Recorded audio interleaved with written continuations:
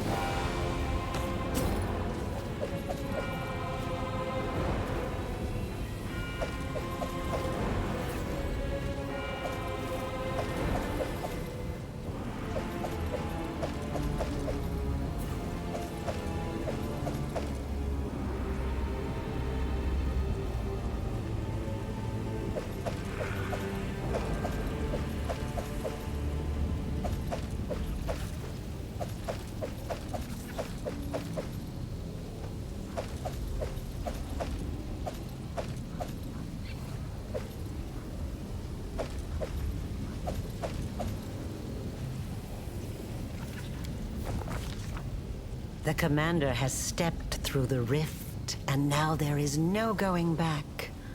Onward, to solitude, to the unknown, to the abyss.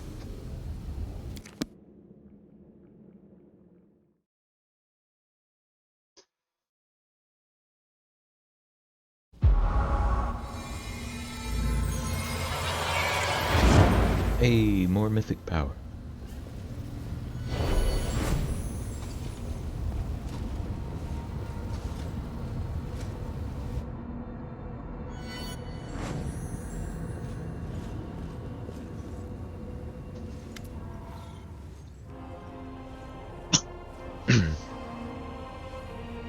Champion, how extraordinary.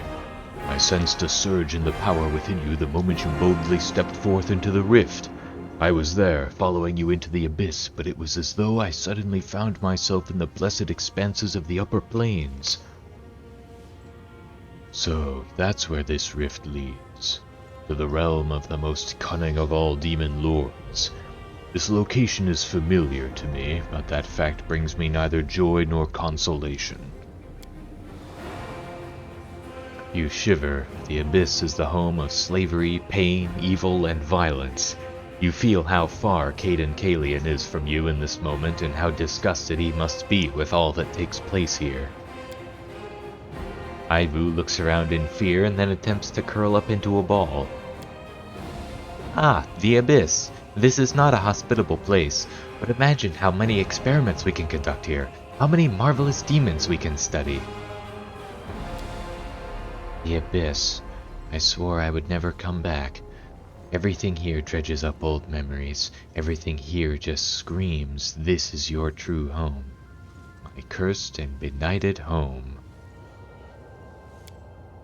Home is the place where you feel safe. The place you love and feel comfortable in. Our party is your true home, and the abyss is just a place. You're right. This is just a place. A dark and evil place, but no more than that. I've already broken away from here once, and I can do it again. What can you tell me about this place? These are the Midnight Isles. This is the realm of Nocticula, the Lady in Shadow. Every corner of the abyss is repellent in its own way, but this place, this is where one truly walks on corpses. On the corpses of demon lords that were treacherously murdered. Every monster slain by Nocticula becomes an island like the one we're standing on right now. This place seems to be created specifically to befuddle the hearts and minds of the righteous. What I mean is that the demon lords are our enemies and their deaths should please us. But as I look at this black sky, I realize that sometimes the death of evil creates even greater evil. Why would Nocticula kill the other demon lords? For power, of course. Every new murder that she commits extends her realm, and the greater her realm, the greater her power. The ambitions of the Lady in Shadow are great, and she knows no mercy. So the archipelago has become much larger in the millennia of her rule here. What does Nocticula have to do with the invasion of Golarion? I do not know. Before the idol that we saw in the Midnight Fane, I had not seen any trace of her influence in the world wound. But it's no wonder. The Lady in Shadow values guile, subterfuge, and devious plots. I will not be surprised if it turns out that she has been secretly aiding Baphomet and Tiscari since the first days of the invasion. What should I be wary of here? Beware every shadow. This is the abyss, the plane of chaos and evil. It would be fair to compare our mission to that of spies sent deep into enemy territory.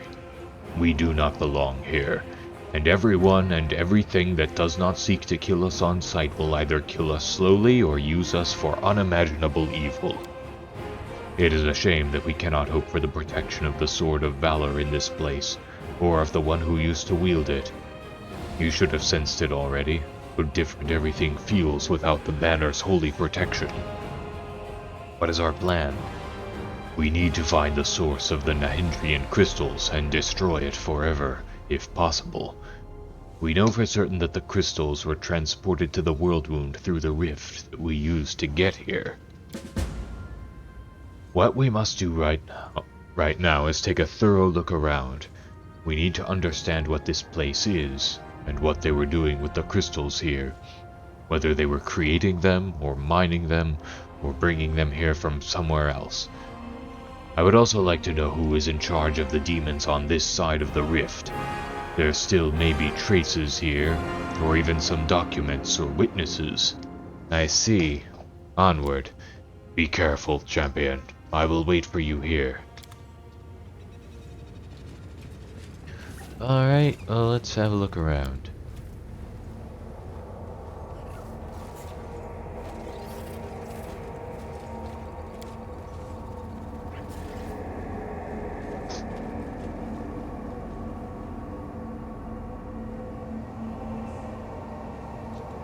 Oh, also,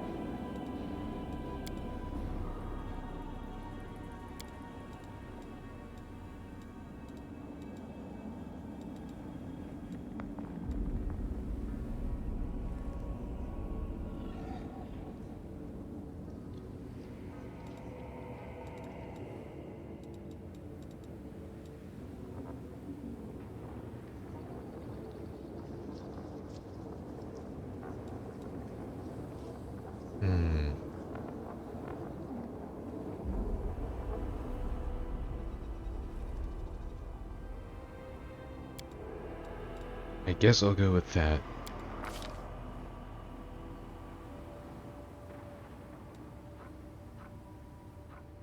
See, Azada starts a performance that grants all allies within 50 feet of freedom of movement effect and immunity to compulsion spells and spell-like abilities.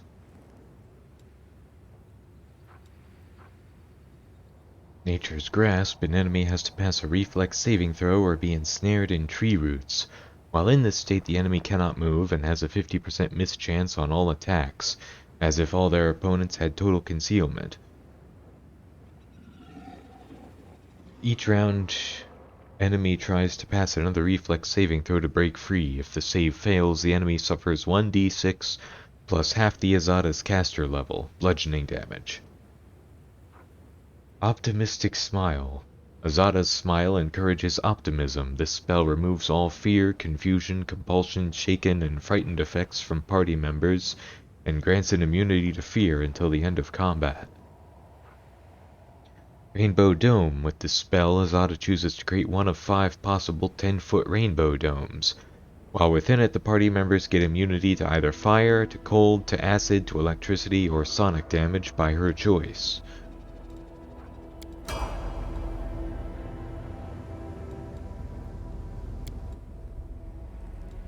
Abundant Smite. Improved Abundant Casting. Greater Abundant Casting. Exposed Vulnerability.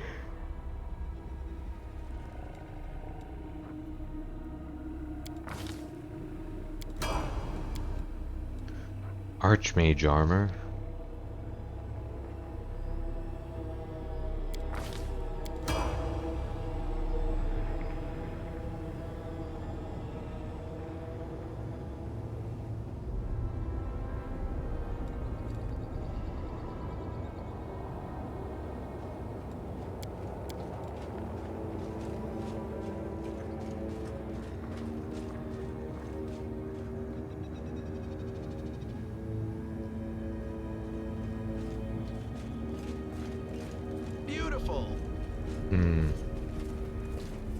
Nothing over here.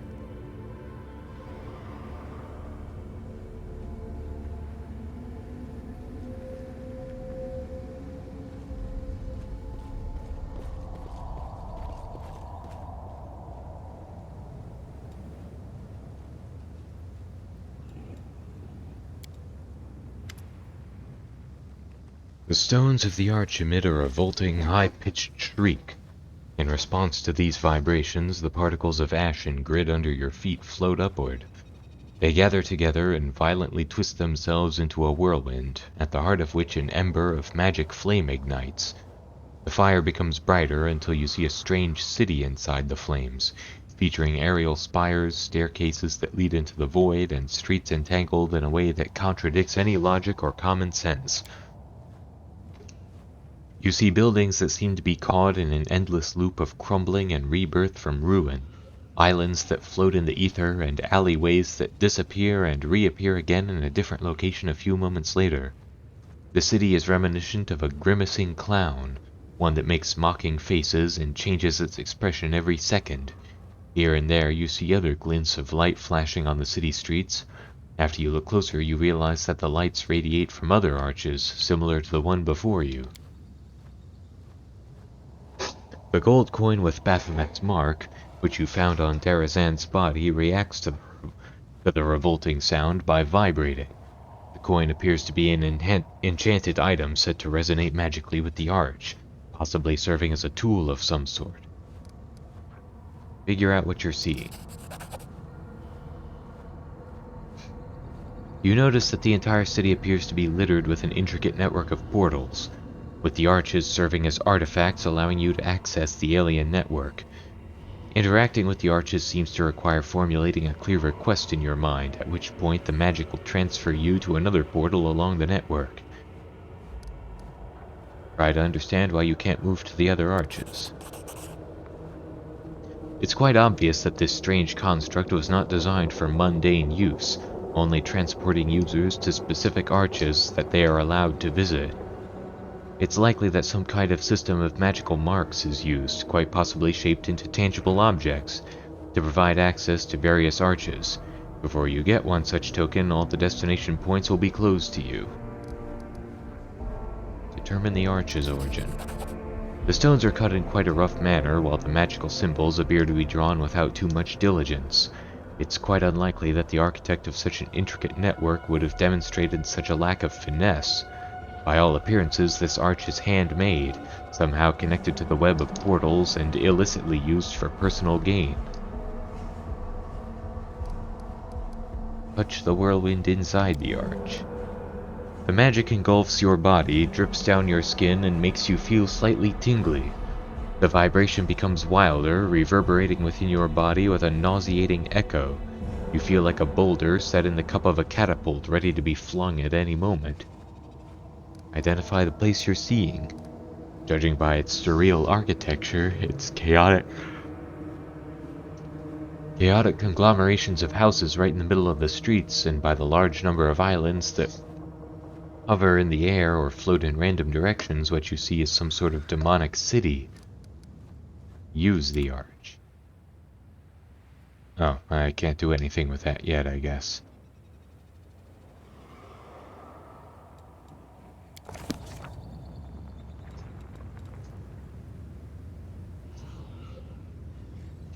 Guess we're going in here.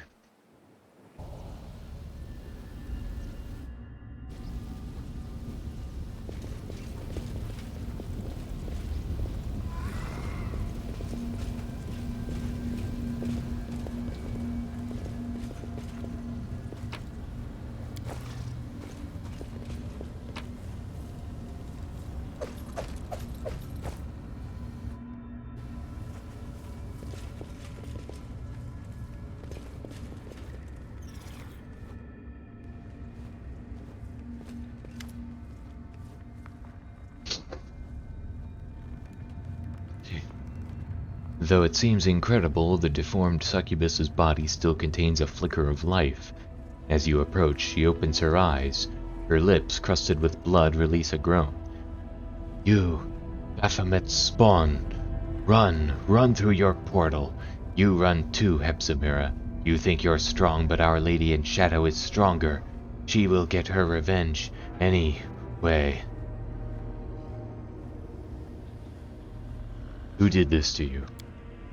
Alushinyrra. I've been following them.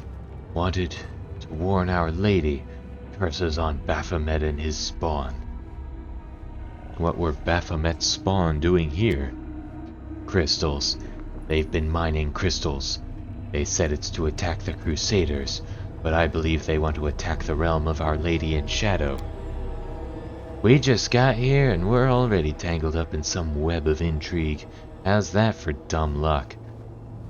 The ones who maimed you, where did they go? Through the portal. Are you chasing them? Find them. I'll get my revenge, even after I die. My key. I've got it hidden in a lesser shaft, not the one with the bones, and another one in a bigger shaft, among the old tools. Find them. Follow their trail through the portal.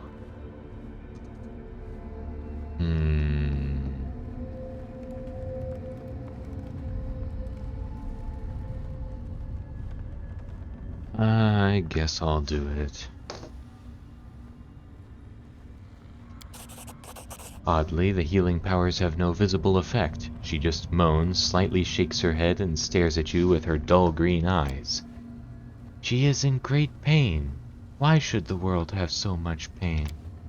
Pain is a part of an organism's typical set of reactions to the environment. Through the medium of pain, the body sends a signal indicating danger and prompting the person to react correspondingly. So pain is useful. I guess you're right. Without pain, without sadness and grief, we would have never been able to tell what is good and what is bad. And yet, I would like if there was at least a bit less of it. I guess the only thing to do is put her out of her misery. The succubus utters a soft cry and closes her eyes forever. What did she... Oh, nothing.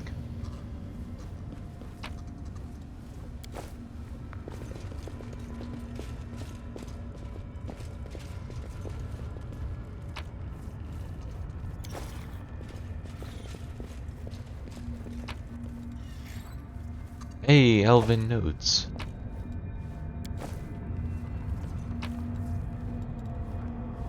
Key to the Nexus portals.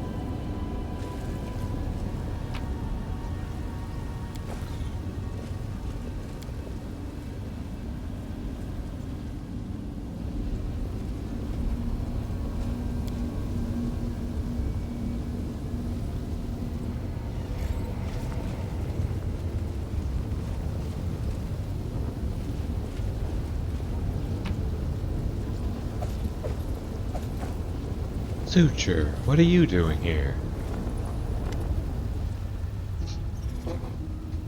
You hear some muttering coming from the pile of bones. Say, gone. All gone. And left me with nothing. I've been searching and searching, but there's not even a trace. A large giant skull shakes, and an old acquaintance of yours, the dredge called the Suture, climbs out from under it, grumbling and groaning. He notices you, he blinks, and then he says in a tone of extreme melancholy, "Ah, it's you. What are you doing here, Suture?" Can't you see for yourself? I've been browsing decorations for my newest luxurious palace with a view of Ishiar's best beaches. I was on my way to see Mistress Aurelia, but I can't teleport when I'm like this. Every lousy Brimmerat can do it, but I can't. All I could do is reach the Midnight Fane and slip into the rift, but now I can't go no further. So I've been searching for portal keys. Portal keys? You seen those big things up there, on the surface? They were kept closed most of the time, so the slaves wouldn't run away. They can be opened with special keys. If I was lucky enough to find such a key, I would have left this nasty place in a heartbeat. And then, who knows, maybe I could have found Mistress Aurelia. Is Aurelia around here someplace? You're a funny lad, you are. My mistress, she's like the wind. One moment she's here and the next she's gone. But she loves coming to the abyss. I would have found her by now if I could get out of here. What is this place? It's a little burrow dug by Baphomet's rats in the mansion of the illustrious Lady Nauticula. A former burrow, that is. Once I visited this place with my mistress Aurelia on business, and this place was abuzz with life. The slaves were working, the slaves' drivers were tormenting them, and Hepzibah was choking the life out of both. You know Hepzibah, do you? Nasty horn-headed Nephilim, and Baphomet's daughter to boot. Now there's no one here. As soon as I saw you, I knew right away why they all fled. Where did all these bones come from? They belong to the giants who used to work in these mines. You don't think Baphomet's minions dug the rocks with their own hands, do ya? This mine was depleted first, so they converted it into a dump. Every time an enslaved giant died, they dumped the carcass here. I am here to find the source of the Nahindrian crystals. Do you know anything about that? Well, you just found one. Good for you. This is the mine where they used to dig the crystals, but it was long ago. They depleted it and they left. So the crystals can simply be mined like any other regular mineral? Simply enough, but not that simply. They can be mined all right, but the crystals are very rare and extremely expensive. And that's all I know. Are there many other mines like this one? There are several more on this island as far as I can see. They all must have been depleted too. Baphomet's gang wouldn't have left this place if they had even a slim chance of finding more crystals. As for there being mines elsewhere, I don't know. How long have demons known the secret of the crystals? What's this secret you're talking about? Those crystals can be used in many ways. If you're talking about magic powers that can be extracted from a crystal and poured into a demon, no one could ever do it before my mistress. Even now, only a select few know how to do it. My mistress, Lords Baphomet and Discari are no fools to share that kind of knowledge with the entire abyss. I have to go. You know what? You better look around really closely. Mayhap you'll find a key, a portal key. Looks like a faded piece of glass, but if it's filled with power, it'll shine purple. I'll walk around too, search some more. Alright, let's see what else I can find.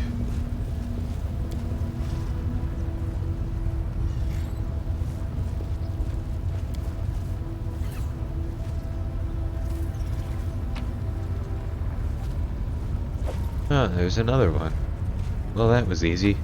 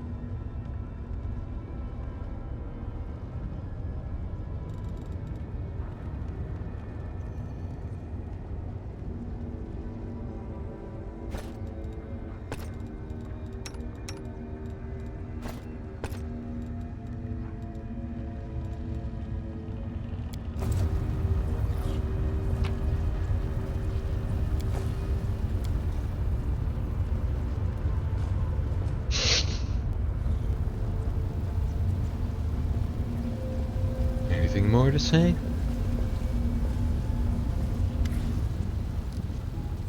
Nope.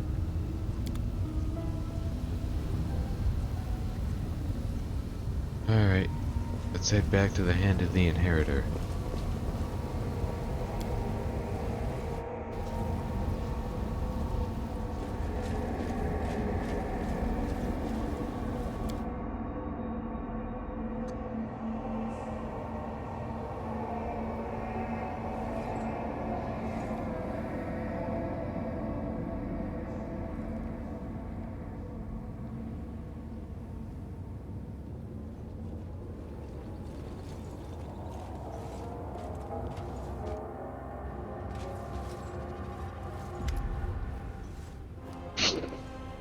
Regarding our mission,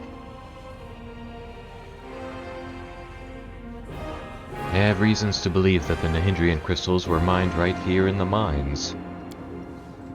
So the source of our troubles, these powerful crystals, can be mined from the soil of the Abyss as if they were just ordinary minerals. I was convinced that the secret of their origin must be more complicated and nefarious, but this new knowledge terrifies me. There are half a dozen mines in the vicinity, and those mines are huge. The largest was abandoned just recently, it seems. How many crystals did the demons manage to mine? How many monsters with mythic powers did they manage to create? We must find out. I know the name of the person who was in charge of the mines, Alushinyrra. Alushinyrra herself. I know her. She is an old and dangerous adversary. A Nephilim, a spawn of Baphomet himself. Yes, now I see it. The path we have stepped onto is dangerous, but it is the right one. The demons you have encountered before, even Darazand, were just officers in the Abyssal Army, whereas Alushinyrra is a true princess of the spawn of chaos and evil.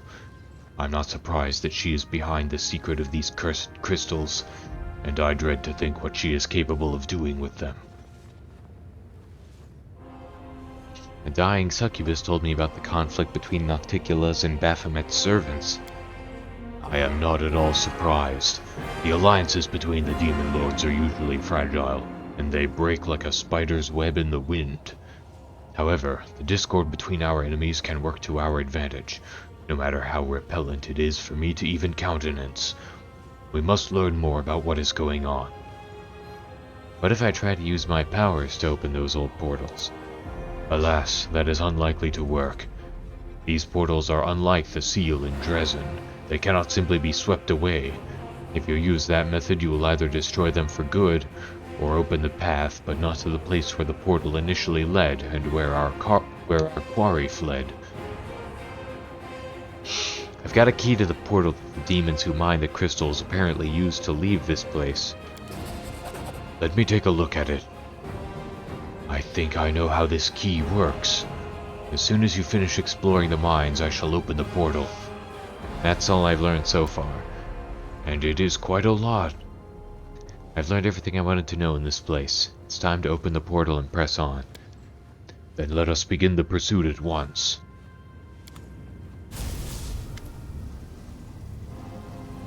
Onward, wherever this road may lead us.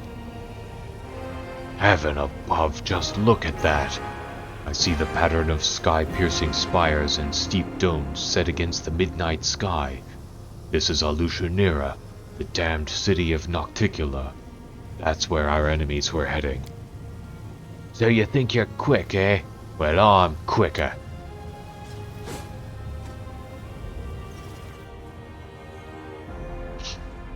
Cunning creature has stolen our key.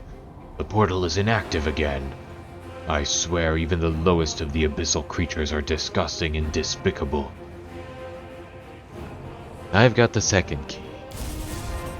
The demons' plots cannot stop us, but we still haven't had much success in countering them. That is why we must make haste and move onward. This portal leads to Alushinyrra. What could this mean? It means that we will be looking for a particular clutch of demons among thousands of their kind. Alushinyrra is a real demonic metropolis. It's huge and macabre. It is a little safer, or rather a little less dangerous than the other corners of the abyss. Lady Nocticula loves having visitors, including those from other planes, and she does not like it if her guests are dying every day in her city.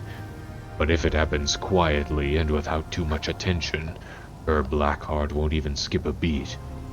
We must be twice, even thrice as careful in this nest of sin. But we have to move onward altogether. I do not think that will be necessary. We need an outpost in the abyss, and it will be best if we build it right here, far from larger demonic settlements and close to an active portal that will allow us to return here at any time. All your companions that are currently unoccupied should take care of guarding and setting up the camp. Let's go. Let me tell you something, champion. We are going to Alushinyrra, the city of cunning and seduction. As sad as I am to admit it, we are unlikely to find our enemies and the Nahindrian crystals they took without the aid of the denizens of this hideous place. If Hepzibah has something to do with all this, we'll need another demon that matches her powers. We will need to find a way to make contact with one of the city's rulers. On that point, we now know there is a conflict brewing between Nocticula and Baphomet. I will not be welcome in this dark place, but I have prepared for this. I will cast a spell on myself so not a single denizen of this plane whose soul is devoted to evil will be able to see or hear me. Invisible, I will follow you and protect you from all dangers and temptations of this place as best as I can, and the demons will be unaware of my presence. Now, let us go. By the light and the sword.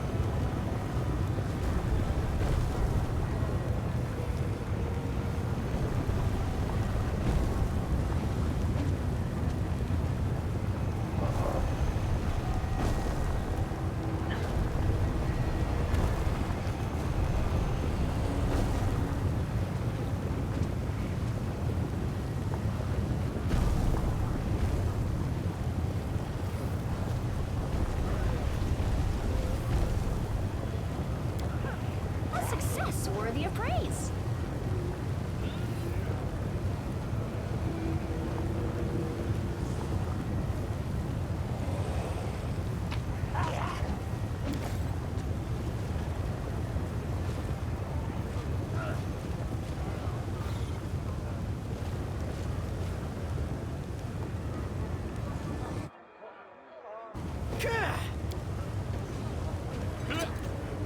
I finished here.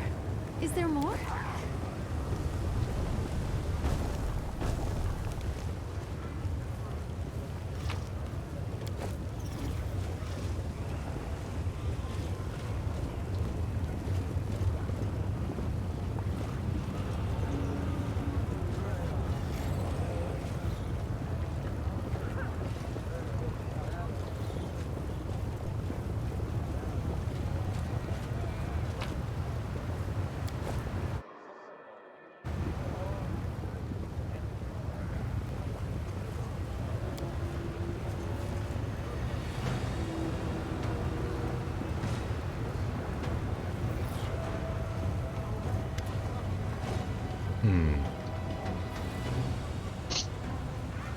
Sound of your footsteps startles the demon, and she gives you a baleful look. You have disturbed me, mortal. Why have you broken my solitude? On second thought, save your answers. Your reasons do not interest me. A boy of about 12 stands next to her. The boy examines his wrists, which are covered in strange round scars that look like they might have come from suction cups. His inflamed skin, burning eyes, and general appearance suggests that demon blood runs through his veins. He lifts his gaze and gives you a long, sad look. Who are you? I am Zara the Grim, mortal worm, the most skillful explorer of the dark depths of Ishiar. I learned from Master Willidus himself, our trusted mage of Our Lady in Shadow. One day I will surpass my master's skill and take his place. Everyone knows this, including Willidus himself. So next time you dare to address me, do so with respect if you'd like your head to remain on your shoulders. What are you doing? I'm listening to the ocean, and waiting for this worthless whelp to recover enough strength to plunge back into Ishiar's depths. What a shame that I cannot walk its paths myself. How ironic that the most coveted mysteries are revealed to the most pitiful of creatures, mortals. Who is this boy? Zorges is my son, the best of my offspring. He is helpful and obedient, which is the only reason I condescend to take care of this wretched creature. What draws you to Ishiar? The unknowability of it. It's said everything is possible in the abyss, but we demons received only the most trivial and vulgar part of it. Flying islands, storms of living fire, awakening tombs, and songs that can steal the minds of those who sleep. The true wonders, the greatest paradoxes, and the mysteries that should not exist are hidden in these waters. They lie so deep that even Dagon's servants dare not descend into that darkness. It is the domain of Klipoths, where common sense is a lie and abstractions are more substantial and solid than matter. You all right, kid? The boy flinches as you speak to him. He looks at you with amazement, perhaps even fear. Then his eyes start to the demon. Mother, may I speak to him? Don't speak to the boy. What do you want with him? Are you plotting to steal him away? Be warned, if you lay a finger on him, you will regret it.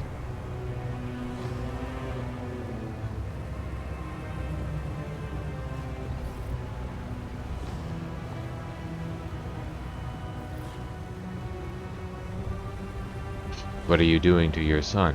Tell me the truth. Do you truly think I will answer you, worm? I grow ever more inclined to destroy you as well. Mother tells me to dive deep, places where moonlight never reaches. Down there, Sorry, Mother, I won't say any more. Champion, how could we allow this child to remain in the hands of this cruel creature? Normally I would say we have no right to deprive a child of their parents' love, but these creatures do not know love.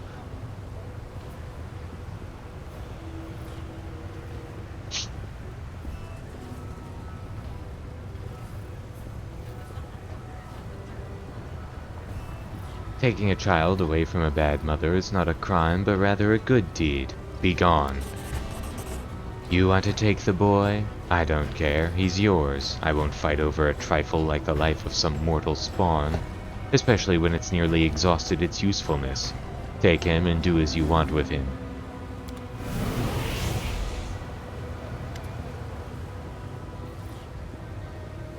The boy you saved from his wicked mother gives you a look that is both sad and mature beyond his years. I sense a certain darkness within this youth, hiding deep inside. Yet he himself is not evil.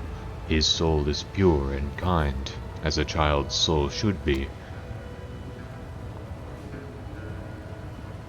The boy is silent and focused, as if he too heard the voice of the hand, and he suddenly responds.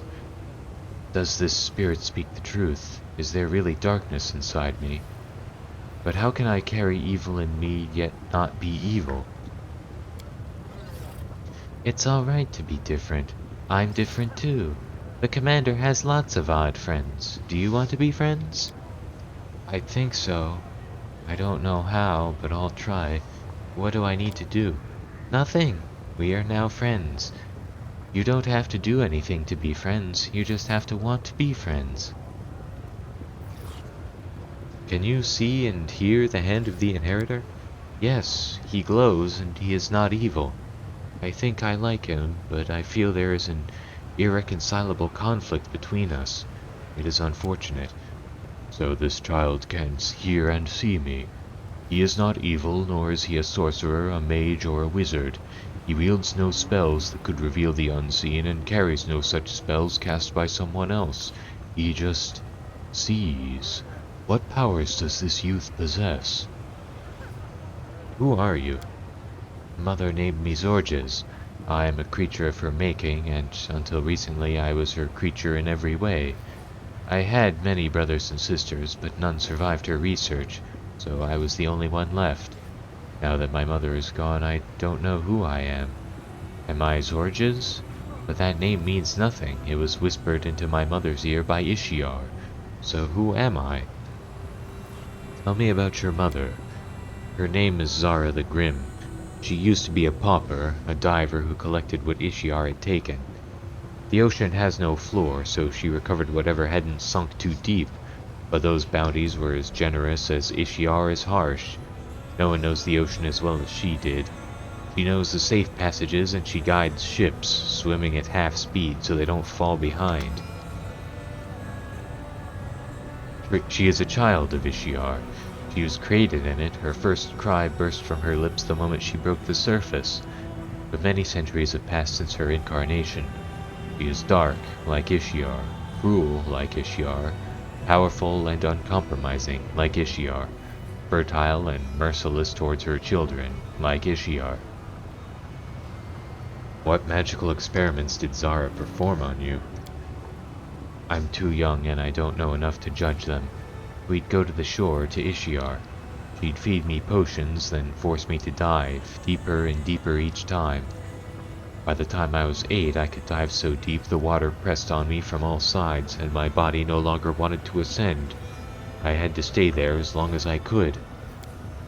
Then I'd come up, my nose bleeding, and sometimes my mouth and ears as well, even my eyes. The next day, Mother would make me drink a different potion and send me down again. It was so dark down there. I could feel the touches of strange, dark things. Sometimes their vibrations reached me as if they were communicating with me. Those days I vomited black slime. I tried to hear their voices, but I never had enough time. Mother would be furious, beat me, brew a new potion, then make me dive deeper, stay longer. The last time I spent 7 hours in the water. There were so many vibrations they enveloped me. I then realized I am neither food nor an enemy, though I have the blood of the enemy in my veins. What does it mean? I don't understand. It was a little boring, so I imagined I was a giant octopus floating in the deep, waiting for prey. I'm afraid no one else will tell you more about me because you angered my mother, and she is vindictive. A remarkable discovery. I pity I cannot include it in my encyclopedia, as your mother obtained this knowledge in violation of professional ethics. I recommend that you visit any research institute in Absalom and demand lifelong compensation in exchange for this information. Send me a letter if you want me to vouch for you. Thank you for showing concern for this demon who is a stranger to you. Do not confuse sentimentality with compassion for damage caused by a professional colleague. All the same, thank you. So, what are we going to do with you now? I'd rather not go home, and I have nowhere else to go. What do they do, those who have nowhere to go? I don't know. Maybe I should live in Ishiar. Champion, we have no right to leave him here by himself. He needs care, and fate has entrusted you with this child. I have faith that you will make the right choice. You will find refuge at my camp if you so choose. Thank you for not deciding for me, but granting me the right to choose. Others have not done this, and so I will accept your invitation. The little one is now safe in our care. Neither his cruel mother nor a remorseless kidnapper will cause him further harm. I am glad we share a belief that children should not be victims of such evil. I'm certain young Zorges will be better off on Galarian.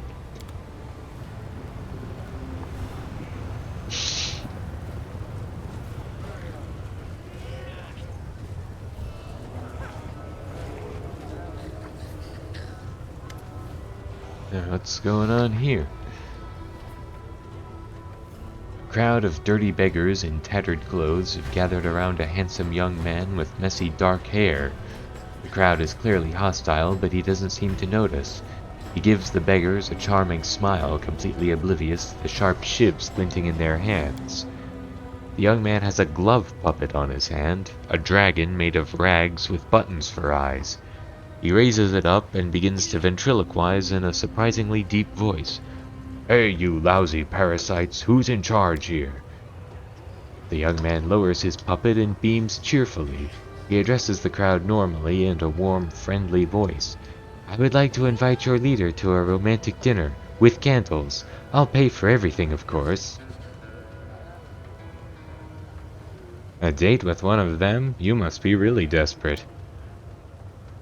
And I think they are very sweet citizens. The beggars whisper amongst themselves.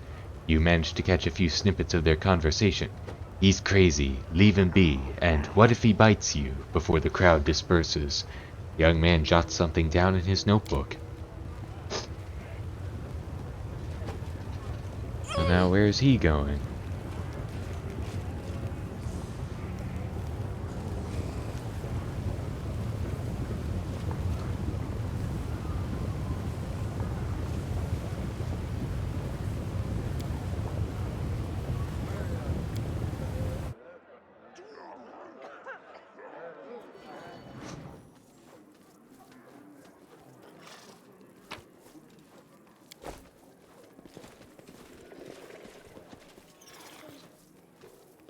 Might be trap, might be treasure.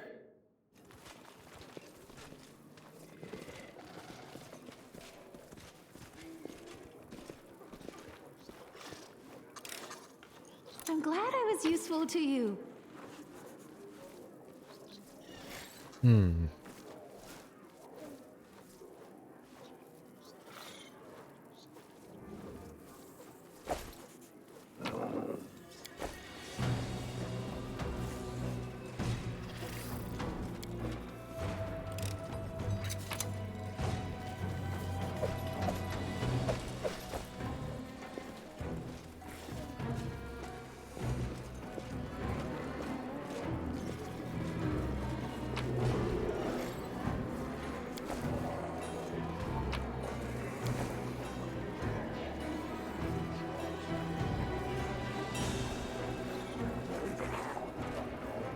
Familiar face.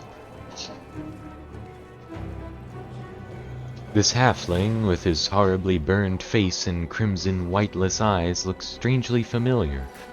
After a moment's recollection, you remember his features. This is the sobbing man who stumbled into a nest of Vescavers and lost his sight as a result. Luckily for him, you arrived just in time to pull him out of that ditch, only for him to end up in an even more dangerous and sinister place. Who are you? The halfling scans you suspiciously with his terrifying red eyes. He speaks in a silken voice while his hand carefully hides under his clothes where undoubtedly a weapon is hidden. The name's Sam Crow, and just who are you? Don't you recognize me? I saved you from those Vescavers. For a few seconds the halfling is silent, stunned, and then exclaims in excitement. From one eerie eye a single bloody tear appears, out of sheer emotion perhaps. I thought your voice was familiar, but for the life of me I just couldn't remember where I'd heard it. So it was you. What a surprise. What a joy. I thought I was a goner, and then you grabbed me by my skivvies and snatched me out of the claws of death. I never had the chance to repay you. When I came to, I looked around and there were crusaders everywhere.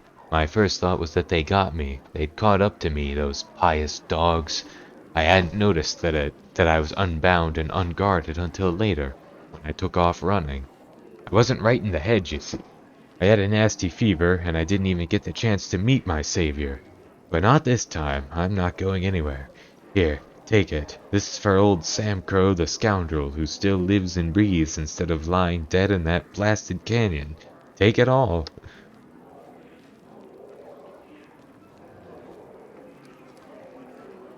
Hey, what's wrong with your eyes? I thought I healed you. The Vescavers left some crap behind, some kind of acidic slime, or maybe those wretches laid their eggs, I don't know. Whatever it was, on the 7th day, my left eye went dim, and on the 9th, some sort of shadow spawned in my right one. It kept wriggling in there. A healer in the battle bliss cut out my old eyes and sewed these in instead. Now I can see in pitch darkness and tell differences in temperature, and do a bunch of other stuff. Master of his craft, that healer was. Ruthless, though. How did you end up in that crevice? As soon as those crusaders started mopping up our forces in Canabras, I knew it was time to split. Them Eagle Watch interrogators snooping around everywhere, asking questions. Just how did Baphomet cultists get into the city with such ease before the attack? You know, half our agents are scholars, not spies. Catch one and he'll rat out the rest. So I was out of there in an instant and on my way back to my mates. Wish I could have found a proper guide though, so I wouldn't have fallen into that Vescaver nest. Why work for the demons? All for wizardly knowledge. I've always been curious to a fault, especially when it comes to magic. Once I was allowed wizards' books, there was no stopping me. So I met a guy who let me read a whole bunch of banned books. It wasn't until later I found out that he was an apprentice of Xanthir the Plagued One himself. Now that one knows a lot. So I asked to be the Plagued One's apprentice too. That's how I chose my side. What are you doing in the Abyss? Same thing you are, hiding. You're one of us Baphomet agents too, right? Why else would you hole up in this dump with me instead of fighting over in Galarian? I have a keen eye, and I can spot a fellow cultist from a mile away. Sure, you can. Why were you scared of the Crusaders? As I was legging it away from Canabras, I just couldn't shake the image of the gallows they'd hang me from. For treason and all that. You wouldn't believe all the stunts I pulled off. I smuggled Lady Minago's letters into the city, hid cultists under the guise of merchants' guards in my own home, brought Faxon into the Tower of Estrad, did some research on the Blackwing Library for Lord Xanthir. Who showed the demons where the Crusader barracks were on the first night? Me! They were all cut down, unarmored, and half asleep. When the resistance gathered at the Defender's Heart, who was it that found out and told the demons about it? Me again! The whole thing hinged on messengers and spies like me. That's why the Crusaders would have gladly hung me if I were caught. You scum! So many good folks died because of filth like you. Hey, is she lost it or something? Get this lunatic away from me, she'll hurt me. Pay her no mind, brother. It's just Sister Sela here still ain't got over the shock of what went down in Canabras. Those scummy crusaders massacred our side, you know? Sela lost so many of her brothers and sisters in evil she did. All of them killed by that butcher the people of Mendev call the Commander. Oh yeah? So she took part in the storming of Canabras, did she? Doesn't look like a cultist to me. More like one of those damned crusaders. Her? A crusader? Don't make me laugh.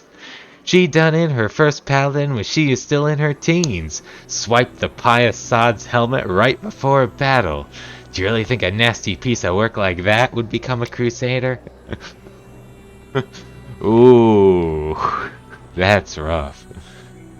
Sela grits her teeth at the sound of Woljif's words, but with incredible effort forces herself to hold back the stream of curses trying to escape her lips.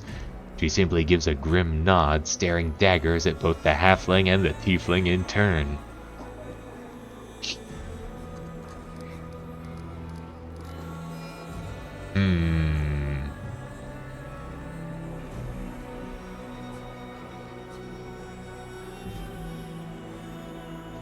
Yeah, I don't think he's gonna be a real problem anymore.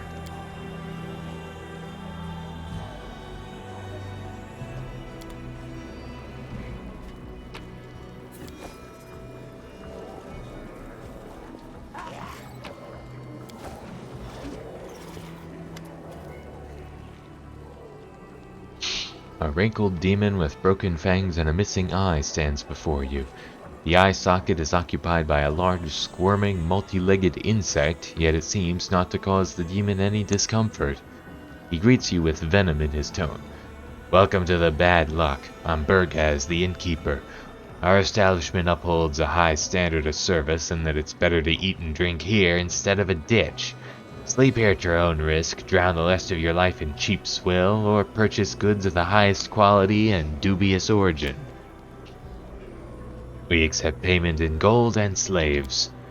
What about dragon bites? Do you accept those? I'll show you payment, you big meanie." Dirty floor, terrible booze, a clientele of scoundrels, each one more dreadful than the last, and an innkeeper who's a crook and probably a creep. Ah, the perfect venue to celebrate our arrival in this God's forsaken place. Who wants to keep me company, and maybe even entertain the other patrons with a few Crusader songs? I doubt they've heard them before. This place makes you uncomfortable. You've seen all kinds of drinking holes, clean and filthy, safe and deadly, but this is the first time you've been in a tavern that Caden Kalian has abstained from blessing with his invisible presence.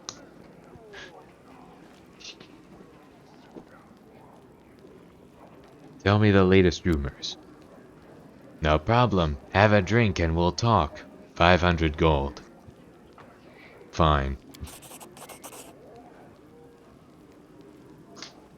The demon observes your face with obvious interest. The liquor stings and fills your mouth with the foul taste of salt and rotten fish. What do you want to know? Tell me about Alushinyrra. In short, there's no order in this city. There never has been and never will be. There are no laws here, as we demons spit on laws. The only law here is might makes right. Take everything you can and give away anything you can't protect. Obey those stronger than you, and maybe they'll devour somebody else. Everyone does what Nocticula says. She split Alushinyrra into 3 quarters. The lower city, the middle city, and the upper city. The elites live comfortable lives above, the fools and losers rot below, and everyone else sits in the middle and dreams of climbing up, though they mostly fall. Each quarter is walled so that no one goes anywhere they shouldn't. Guards watch the gates. Although in truth, the guards are just a bunch of the most vicious and violent demons who carry out Nocticula's commands. If someone cuts you down in front of them, they won't interfere unless she orders them to. Then again, if you decide to bash someone's head in, they won't concern themselves with it. The only reason they might chase you away is they want to loot the corpse themselves. The important thing is don't kill anyone in front of a crowd and don't bother guests from other planes. Nocticula has her reasons. She's trying to turn Alushinyrra into the interplanar bazaar of the abyss. And as you walk around Alushinyrra, keep track of the time. Oh, not in the some tiresome don't waste your time sense. Watch the time as if you were in a jungle and a predator was lurking in the bush. It might pounce on you and freeze you in place, stealing months, days, even years. Wouldn't notice any changes, and everyone around you would grow old and forget about you. In the abyss, time is a fickle and unruly thing. Tell me about this quarter. Imagine Alushinyrra is this bottle. The lower city is the bottom. The explanation is quite apt, as the bottom of the bottle is coated with foul-looking scum, and a dead insect with 2 fanged mouths is stuck to it. A cesspit. If someone or something needs to be eliminated, they send it to the lower city. They say the arena is the heart of the quarter, but that's nonsense. This whole quarter is one massive arena. Everyone here is a murderer, a thief, and a scumbag. The bloodshed never ceases, and the denizens of Alushinyrra watch it with delight and wager on who will emerge from this lake of blood. You may think of the slums as a useless appendage, but they are the main source of entertainment for the city. Tell me about the other quarters of the city. The middle city is all about trade. The 10,000 Delights offers sex, the flesh markets deal in slaves and weapons, the mercenaries and assassins sell the death of enemies. The most successful business person of all is Shamira at the Harem of Ardent Dreams. Her merchandise is Nocticula's favor and the favor of the powers that be. The upper city is for those who already have everything and have no use for trade. Imagine if you were a creature of divine power that could live in complete comfort, free of almost all limits. That's the kind who live in the upper city. You'd be wise to stay away from them. In the lower city, they'll just kill you and defile your corpse. In the upper city, they'll pull your soul out through your nostrils with a red-hot needle, cook it into a stew, then force you to eat it and wash it down with a cocktail made from your eyes and marrow. Are there many folks from Galarian here?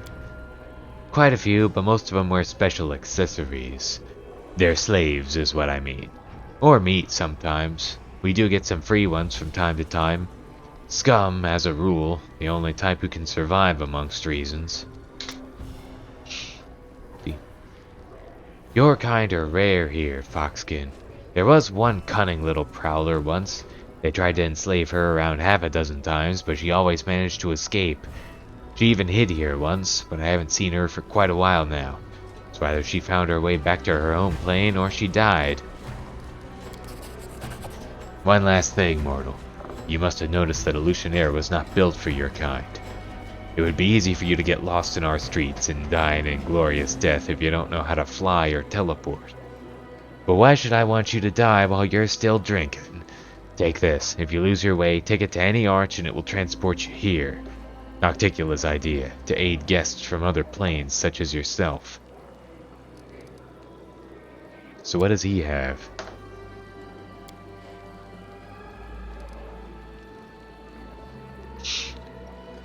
By the way, I have something unique I can offer only to you. A Nahindrian crystal. It holds incredible power. What's a Nahindrian crystal? You mean you haven't heard of them? But everyone in Alushinyrra talks about them non-stop. Well listen, this lot of demons appeared, and they were so strong you couldn't help but wonder how they acquired such power. The strange thing is, those same demons used to be common riffraff, and then they became... Well, I don't know what they are, but whatever it is, it's strong. Rumor has it these supposed Nahindrian crystals are the source of their power. Nobody knows what they are or how to get them, but everybody wants one. The word has grown quite popular. These days everything is Nahindrian this and Nahindrian that, no matter where you look. It's all hogwash and lies, of course, but my crystal is the real deal. Don't ask how I acquired it, that's my secret. But I could sell it to you. It's probably fake, keep it. It could be a fake, or it could be the best deal of your life. Only one way to find out, eh?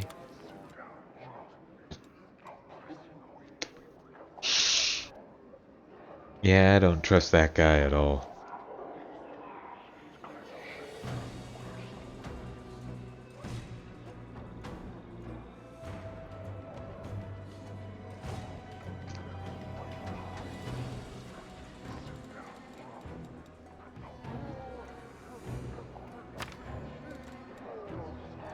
$50,000 +1 competence bonus on knowledge world skill checks. That's it?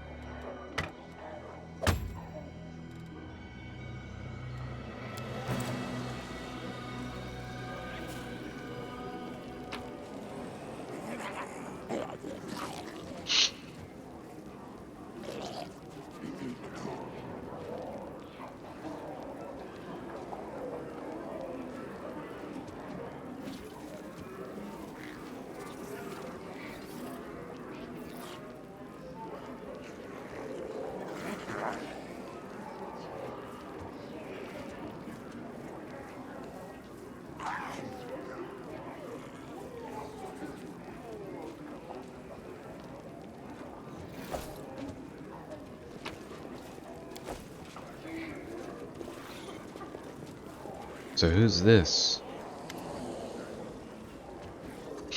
Greeting you with a nod is a middle-aged sorceress with short dark hair, a skinny face, and prominent cheekbones that bring to mind images of predatory birds.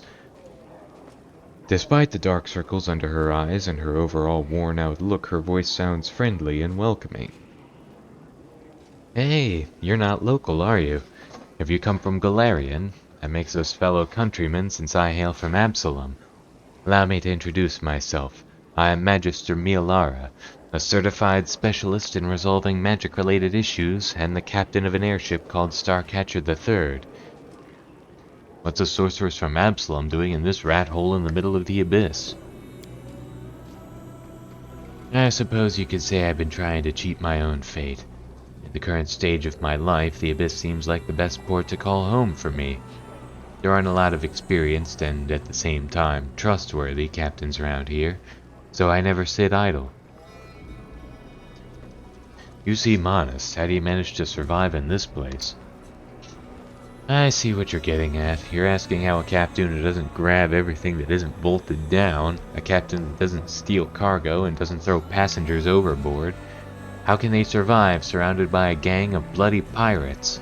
My answer is simple. My principles protect me.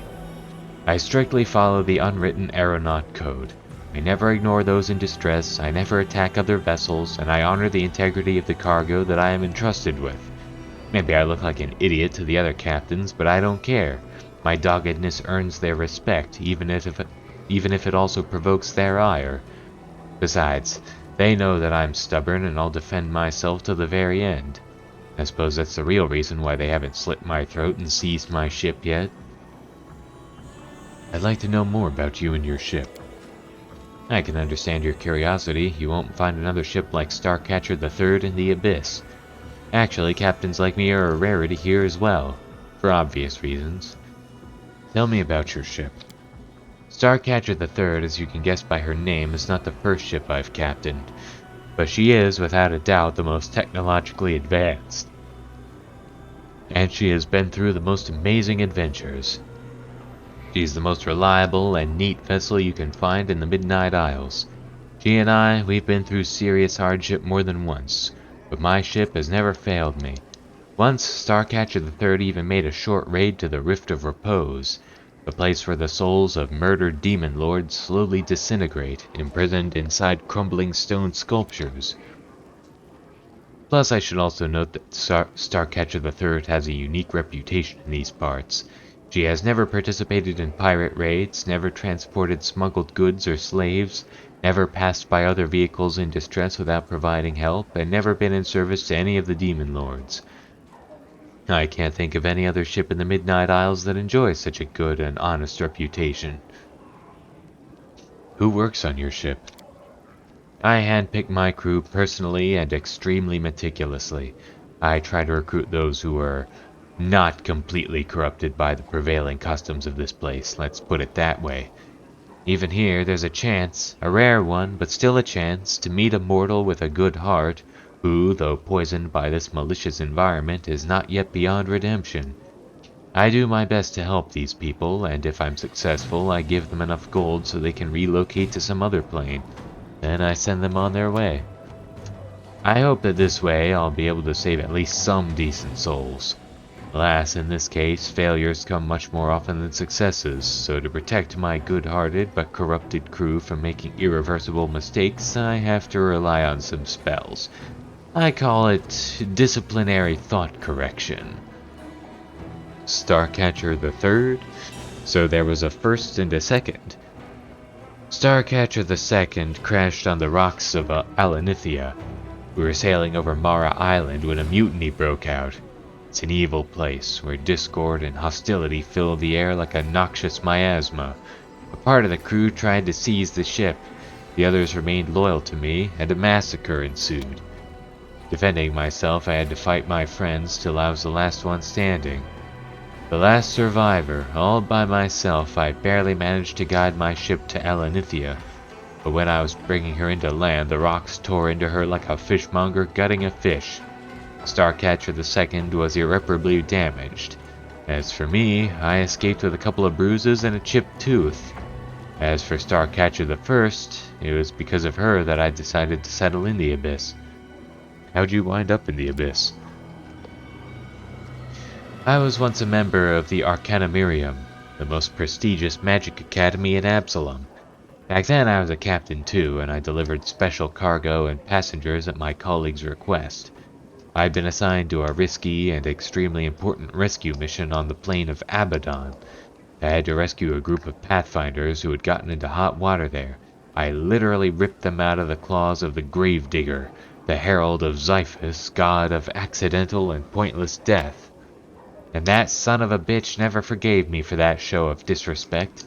He put a curse on me. People around me started dying, both those I cared about and those I'd never even heard of. News of horrible, pointless, and tragic accidents that cut lives unnaturally short followed me wherever I went. But nothing happened to me. I managed to get out of trouble, any trouble, without a scratch, even when violence raged all around. I tried to get rid of my curse, but no one could lift it. Soon after that, Starcatcher I was wrecked in a terrible storm. Then I decided to go into voluntary exile and stay away from the plains where civility, mercy, and common sense are valued. Here in the Abyss, I can at least avoid mourning those whose lives are cut short due to my curse. Besides, the Abyss is insane and bloody enough even without me, so my cruel fate can add very little to this crazy whirlwind of aggression. I understand. I'm leaving now. Fair winds to you too. If you find yourself in need of an excellent airship and a skillful captain, just let me know.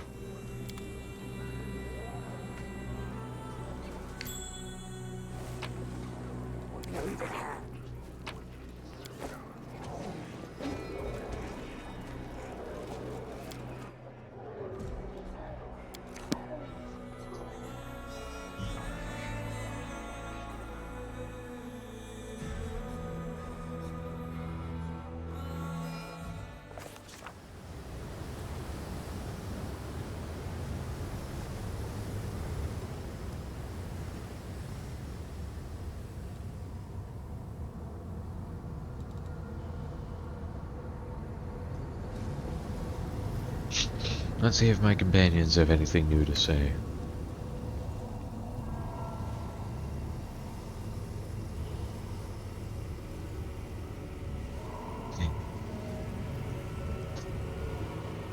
Ivu, you've grown up a bit. Yep. Dragons usually grow as they get older, but I grow as your power increases. But don't be fooled, remember, I'm still a kid. A huge scaled flying kid with planar magic at her disposal.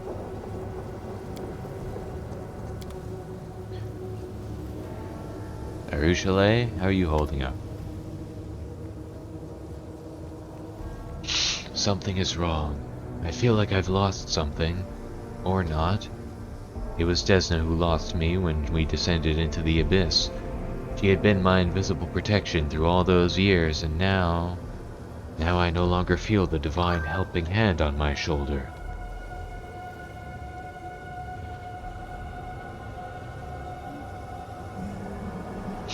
Desna has abandoned you? No! I desperately hope that's not the case. The goddess still wishes me well, I'm sure. It's just that the Abyss is so far from Elysium that she either can't see me or can't reach me here. She protected me while I was on Galarian, but now I can only rely on myself, and you. Can you still enter your dream realm? Maybe. I think so. Yes, my dreams are still there, and nobody will take them away from me. You have nothing to fear with me at your side. I know. Thank you. I'm sorry that your dream turned into a nightmare. Don't be sorry for me. It's all a part of my journey, and it would be very naive to imagine my path to redemption as a sequence of pleasant dreams only. I've already described my countless evil deeds to you. Mortals suffer from nightmares born of their past, and I'm glad that I had a chance to experience them as well. That shadow from your dream, who was that? Please don't ask. I don't want to be reminded of it. I knew him in the past, and I was hoping that he would never reappear in my life. We both caused each other a lot of pain. Please don't make me relive it all again. Why did the shadow in your dream call you their venomous butterfly? I poisoned him. My lies, my capriciousness, my temptation. No, I can't. Let's talk about something else. I'm sorry, but I don't want to remember who I used to be and what I used to do to others.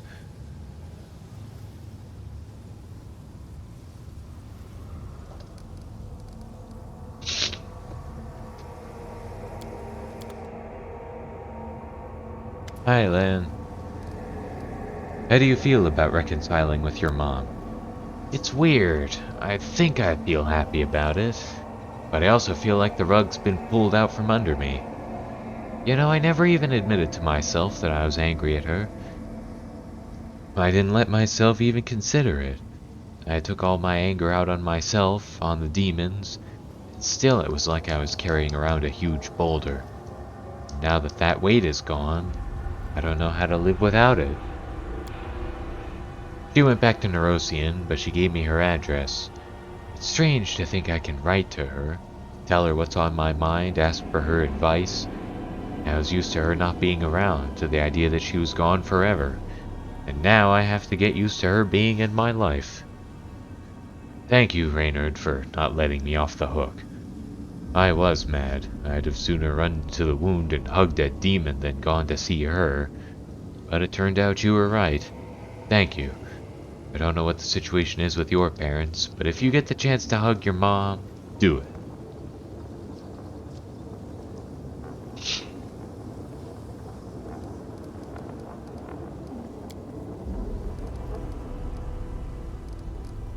You still want revenge on the demons for your family's suffering, or has something changed? You know, I guess something has changed. I really wanted to make the demons pay for everything. For mongrels being cast out, for my mom's tears, for my dad's early death, for the lumps in my porridge. But after I reconciled with Mom, I realized a lot of things. I realized that I just hate feeling helpless. That's it. Whenever I don't know what to do, I start thinking everything is my fault. Thought I hated the demons, but I actually just hated myself. Before this crusade, I'd never even met a demon. And then, when I saw what they turned Wendwag into, what they were doing on the surface, it's like everything suddenly became crystal clear. I realized that demons must be destroyed. Not because they spat in my ancestors' soup way back when, but just because they are the evil that we must defeat if we want to live. I watched them die from my arrows, and I know that I'm doing the right thing. Of course it's a drop in the ocean, but as long as my hands obey me, as long as my eyes can see the target, I still have hope that I can do something important. There's still time for that.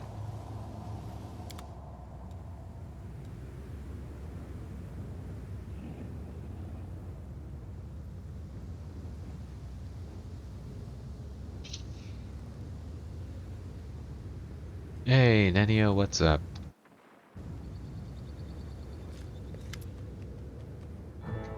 It's time for the experiment. I hope these words inspire as much enthusiasm in you as they do in me. What is this experiment about? You see, I have decided, though dared would be a better term, to address an issue, which up to now I have preferred to avoid due to my total ignorance in this sphere. I realize it's hard to believe that I, a person of, let's skip the false modesty, superior intellect could not know something so simple. But it's never too late to fill in gaps in one's knowledge, right? I'm talking about friendship. To be honest, at first I planned to assign the writing of this article for the encyclopedia to a co-author of some kind, but then I met you, my loyal follower, and suddenly I thought I could write it myself. Hold on, so you're trying to say that you consider me your friend? You misunderstand me. I don't need friends. I have no desire to spend my time on them when I could spend it on new experiments and discoveries. I just want to learn what it is like to have friends, for the encyclopedia, nothing more. I realize that you would like to consider me your friend. Who wouldn't? I'm a scientific luminary after all, so I do apologize for disappointing you. So you've never had any friends? I see no sense in them. Well, if it needs to be done, we'll do it. Let's get started. I'm glad you've agreed. Many would have considered my request too personal and refused. It's good that you're above such squeamish sentiment. Here, I've made a list. I based it on my observations of individuals around me and on my personal knowledge of the topic, which I have to admit is far from comprehensive. Study it well. We'll start as soon as you're ready. How to be a friend, a checklist. Friends smile at each other, gossip about their other friends, drink alcohol together, no longer required, sometimes argue, sometimes copulate. Do we have to follow this list? You're trying to say that I made it for nothing. I've developed a perfect methodology that involves all the mechanisms of friendship between two individuals, but by all means, sure, let's just abandon the list. Point number 1, friends smile at each other. You raise your eyes to Nenio, who has already fixed a malevolent grin on her face. The kind that would make you soil yourself if you saw it in the dark of night. Respond with a brief smile. Keeping the unnatural grin on her face, Nenio hisses through her clenched teeth. You call that a smile? Come on, try again. Give her a wide smile. Your eyes bore in Nenio's, and she stares right back as you both grin as widely as possible. A minute passes in tense silence. Ah! I never imagined being a friend was such an exhausting business. So what's next on the list? Point number 2, friends gossip about their other friends. Oh, I've made some preparations for that. Come on, let's get to it. Who are we going to gossip about? Arushale? Excellent choice. So what do you think of her? I love her. Oh, how interesting. Incidentally, yesterday I saw her drinking from a puddle. That doesn't sound like her at all. Really? Excuse me, I'll try again. Yesterday I saw her eating worms. Do you have any idea who we're even talking about? No. I don't make a point of remembering those I travel with. That's why I prepared these universally applicable pieces of gossip. Right. Thanks for the info. Truth be told, this whole experiment seems like sheer stupidity to me, but how can we learn that stupidity is stupid without doing stupid things? We need to finish what we started. Alright, stage 2 is now complete. What's next on the list? Point number 3, friends drink alcohol together, and then it says no longer required.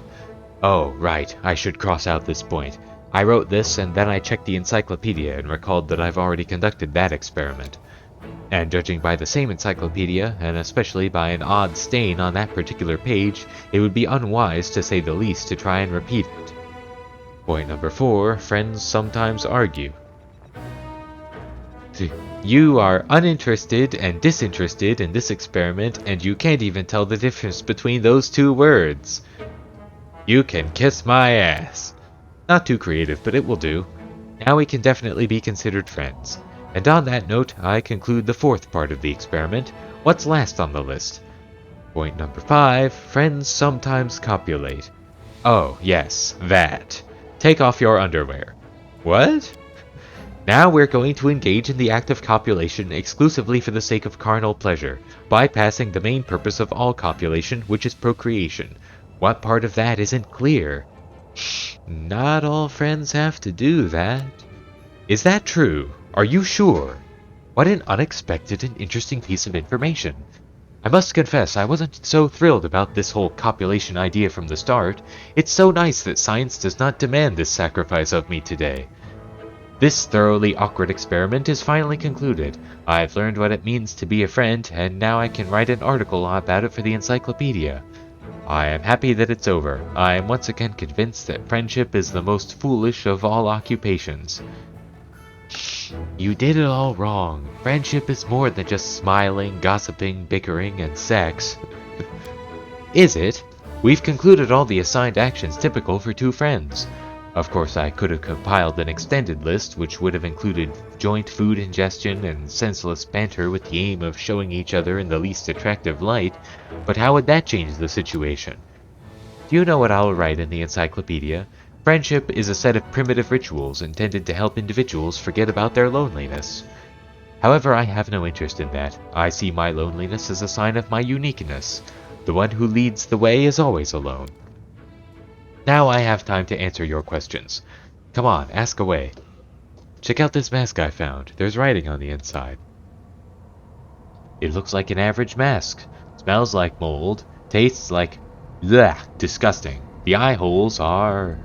utterly unremarkable. And yet I sense some hidden magic in this mask. I'd bet my encyclopedia that it must be the answer to one of the riddles on those statues in the nameless ruins. The writing on the inside looks very much like one of the answers. All we have to do now is find 4 such masks and bring them to the statues.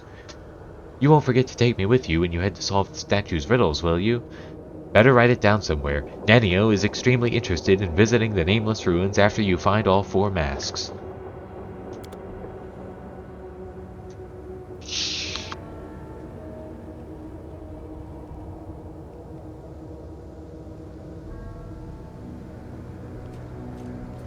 Hey, Regil.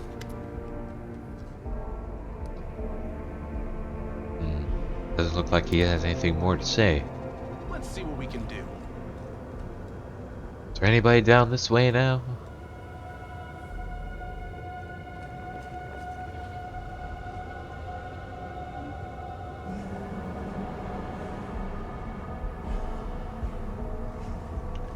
Nope.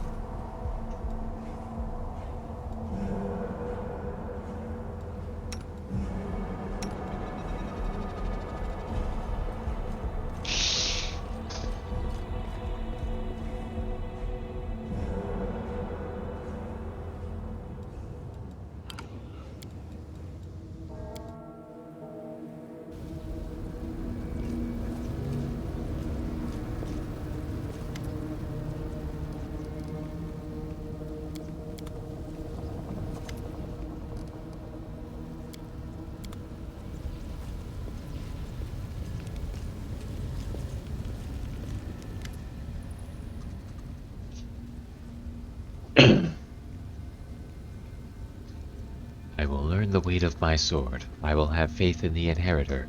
I am the first into battle and the last to leave it. How did we end up here? I never would have imagined I'd find myself in the abyss. How are you holding up? I'm hanging in there. I don't feel good in this place. The air stinks like something died, and I'm having trouble sleeping. I keep waking up at night. I think I hear someone being tortured nearby. Pleas and cries echoing toward me. So I wake up and listen, but there's nothing. I keep thinking about everything. Praying every day that the souls Sunhammer abducted from the Crusaders weren't brought here. The abyss will kill them or infect them with its madness, even without the demon's help. Seeing this ocean of evil and injustice before me, it's tearing me apart. So many innocents are held captive here, and torrents of ruinous darkness flow from this wretched place to the other planes. My mind is tested to the limit every day I spend in the abyss. Iomedae help me hold on to it.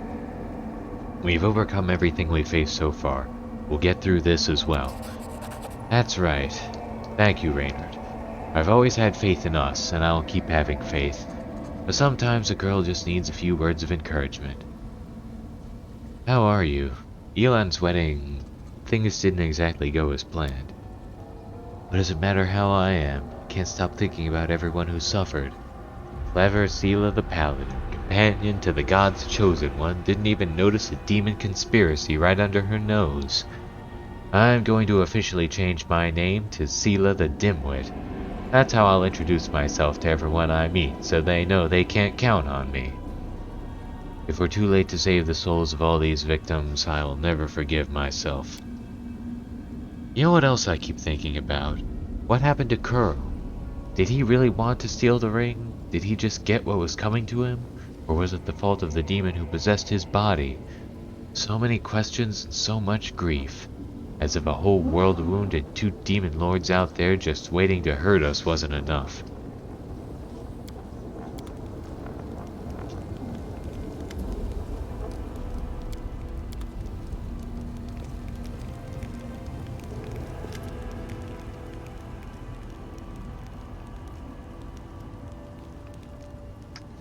Dayron looks rather distracted. He is staring into space as though he's listening to something deep inside himself. Finally, he notices you and his lips quirk into a nervous smile. So many people have cursed me and told me I'll end up in the abyss when I die. I suppose I've rather deftly subverted their expectations by getting here while I'm still alive.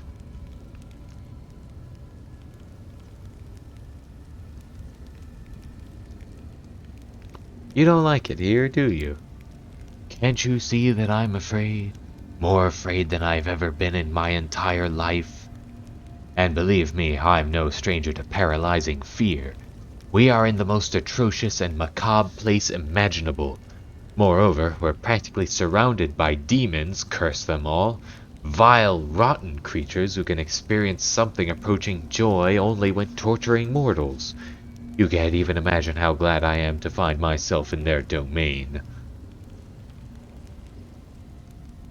If anyone could get themselves out of this mess, it's us.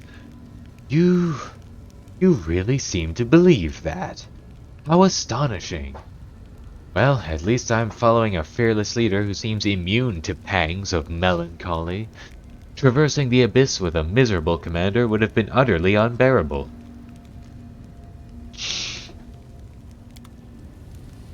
Social? Don't tell me you've managed to find some beauty in the abyss. No, I tried, but I can't. Not here. May the goddess forgive me, but it's beyond my powers. Struggling for inspiration? My drawing, it's just not flowing the way it normally does. This place doesn't inspire creativity.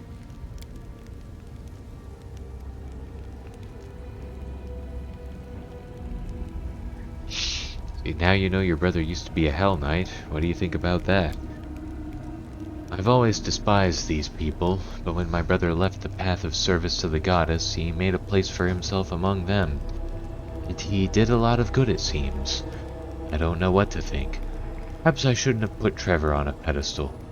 Perhaps I shouldn't have treated those knights so poorly. You see, I was quite fervent in my beliefs as a boy, and I thought the teachings of the goddess had already revealed to me all the truths I should know.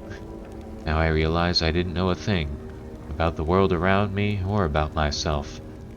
Perhaps this war will chew me up the same way it did Trevor, or perhaps his example will keep me from breaking. Camellia?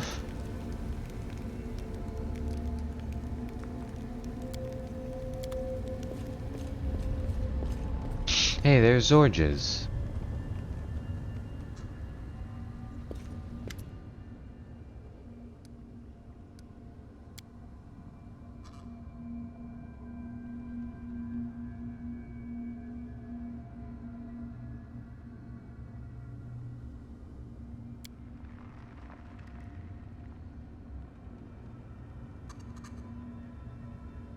What? But he is with us.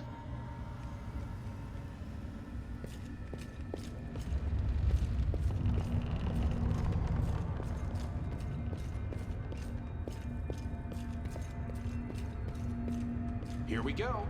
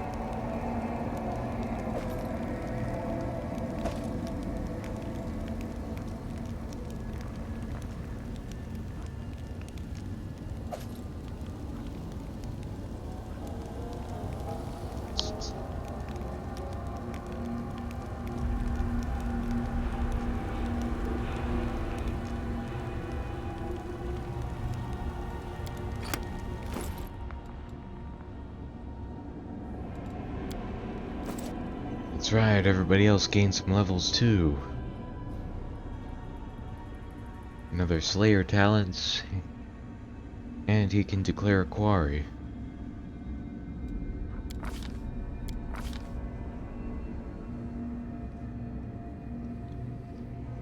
Character with this ability can sneak attack opponents with such precision that the blows weaken and hamper them. An opponent damaged by one of her sneak attacks also takes 2 points of strength damage.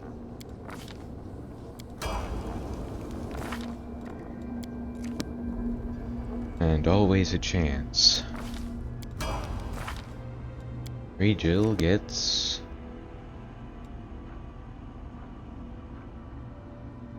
Force of Will.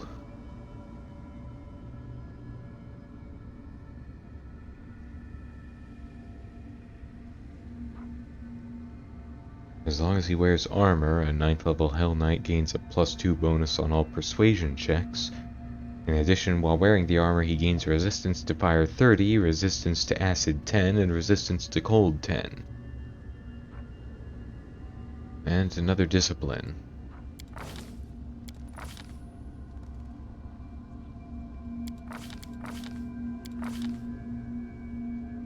Command. The Hell Knight can use Greater Command as a spell-like ability, using her character level as her caster level.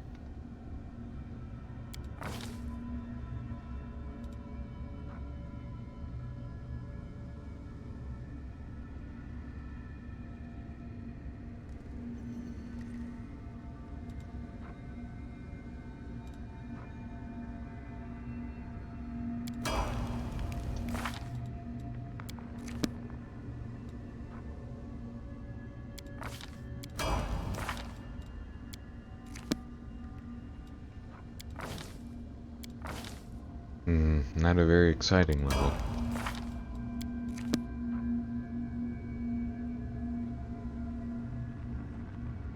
Archmage armor. Can Social cast mage armor?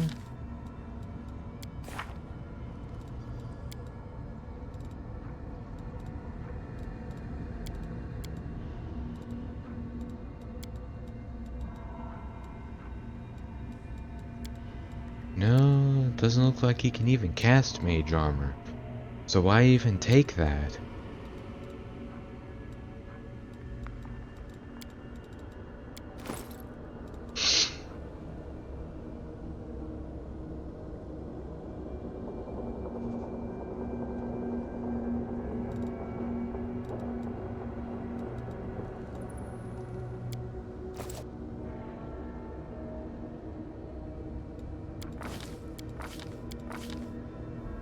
Destruction. This spell instantly delivers 10 points of damage per caster level.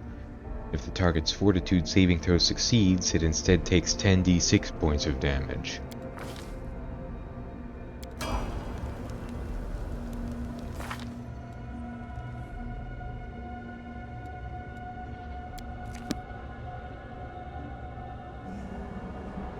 Second mystery. Bones. An oracle with the Bones mystery adds persuasion and stealth to her list of class skills.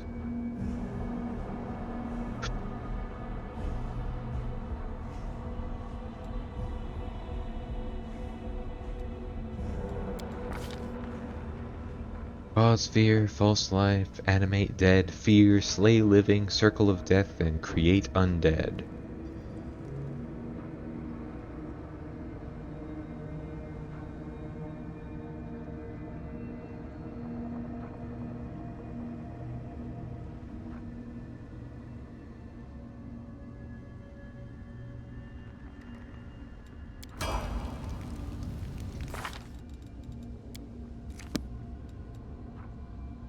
Their key power and a Zen Archer bonus feat, Scorching Ray,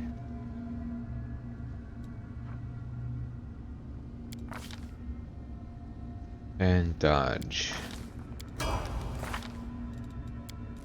and Ever Ready.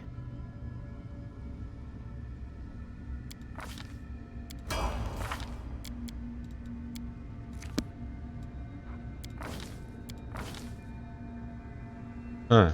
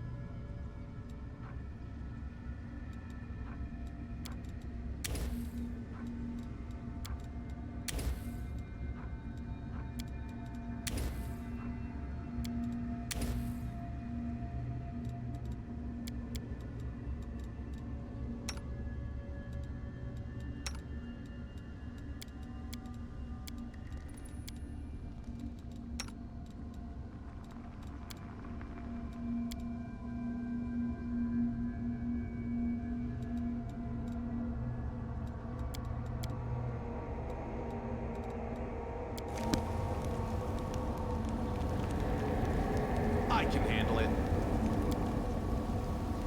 Yeah, I might want to rest before heading out again. Please don't look at me like that. I can read your desires plainly on your face. Do you think your face does not betray your inner thoughts? A wolf can befriend a flock of sheep, but it will always see them as lumps of meat. Wouldn't you agree?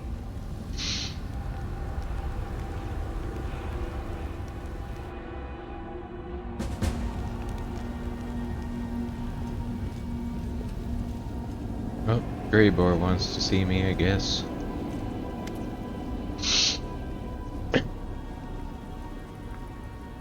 Interesting news has reached my ears, Reynard. There has been talk among the more disreputable citizens of Alushinyrra that someone is hiring the most vicious thugs and cutthroats to kill a certain Willidus. A familiar name, isn't it? I strongly suspect that this is the same Willidus who tried to set me up during the assassination of Darazand. I'd call that a fortuitous coincidence. How did you obtain this information? I am an assassin. If I didn't know how to obtain rumors, I'd be out of work. I visited a few taverns, including a place called Bad Luck. It's a real cesspool, and information flows into it from all over the city. I was approached by someone who was looking for thugs to hire. He was the one who told me everything. I would have found out more if I'd talked to him longer. But after he called me a bloody larva, he needed the dentist, and I needed a new mug of beer. Who is this Willidus? Here's what I know about our prey. He's a demon, and a wizard powerful enough to enjoy high status in this city. Lately, he has surrounded himself with a small army of mercenaries, but they are mere thugs who lack the skills of professional bodyguards. Ever since Willidus found out about the bounty on his head, he hasn't left his mansion. I suspect it's full of traps. I wouldn't underestimate the danger of facing Willidus. They were looking for real daredevils to bring him down, which means this whole business is almost certainly risky, maybe even suicidal. Who wants Willidus dead? An anonymous entity who apparently has more brains than Willidus, and is smart enough to keep his name a secret from his employees. I bet it's one of the Descarites. Darazand was one of Descari's lackeys, after all. And even though internal strife never ends within that snake pit, they always team up against external threats. And what do you suggest? I'll be damned if I let a bunch of incompetent thugs get to him before me. No, first I must have a little chat with Willidus, and then they can do whatever they want with him. How about we leave those hapless goons in the dust and visit Willidus's mansion first? Sounds like an exciting challenge, doesn't it? How do we find Willidus? His mansion is in the upper city. It's called the House of Wicked Knowledge. Not sure how wicked his knowledge is exactly, but he is truly wicked when it comes to business agreements. Alright, let's pay this Willidus a visit. Excellent. I think that conversation will involve some good old-fashioned violence.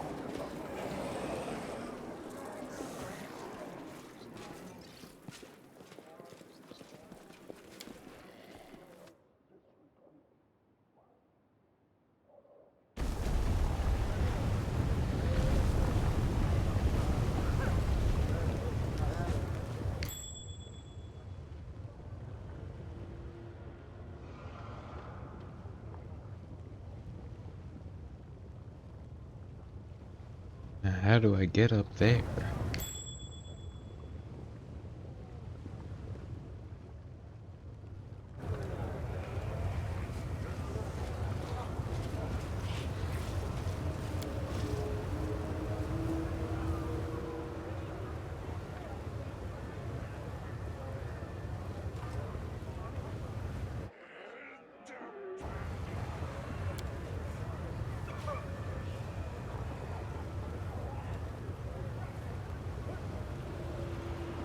Now what's this place?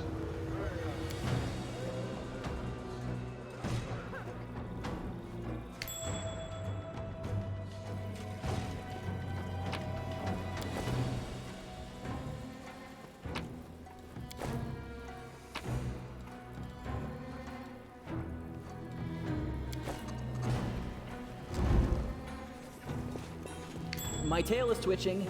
Must be a sign.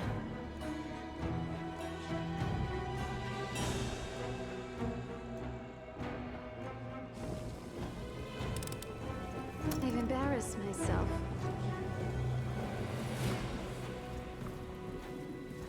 Oh boy.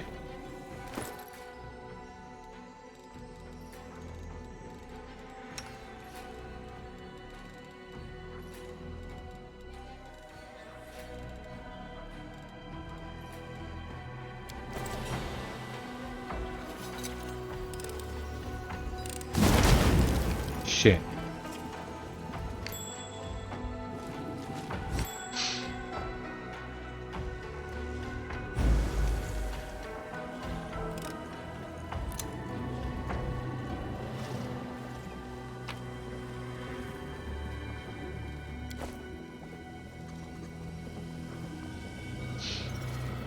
Eh.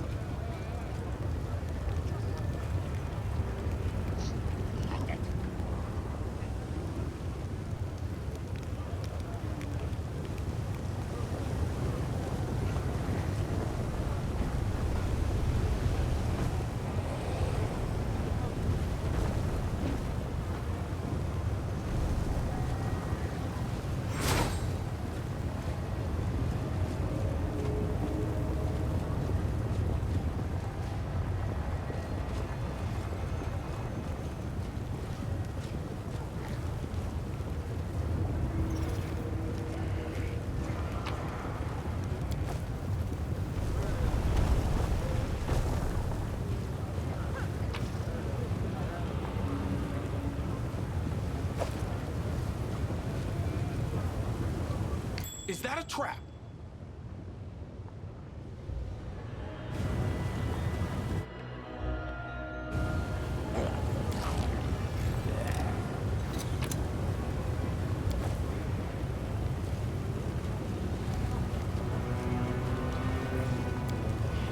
Got this one.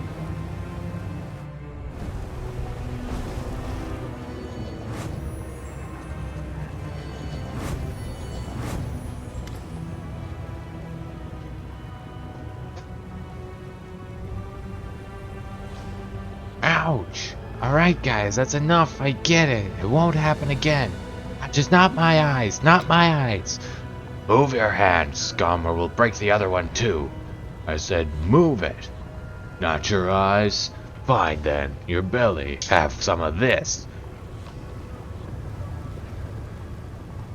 What are you doing? You're hurting him.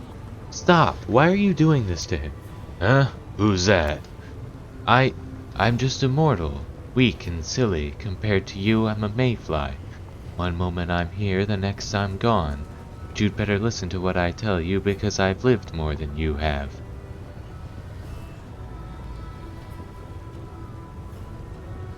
I guess I'm just letting her do this.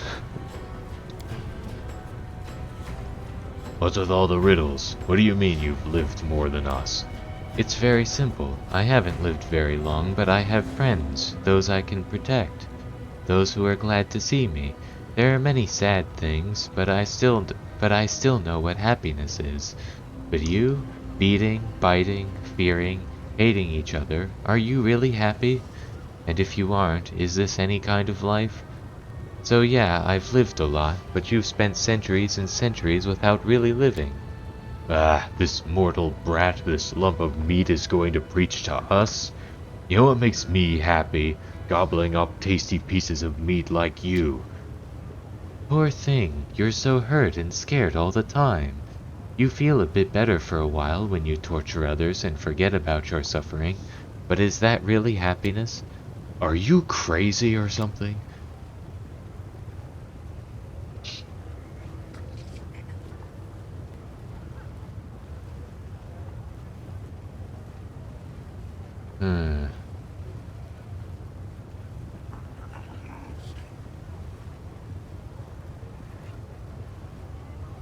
Ember, this demon is wounded. Words are well and good, but let's help him. Oh, you're right. How embarrassing. There. Esmo, Axe, yes.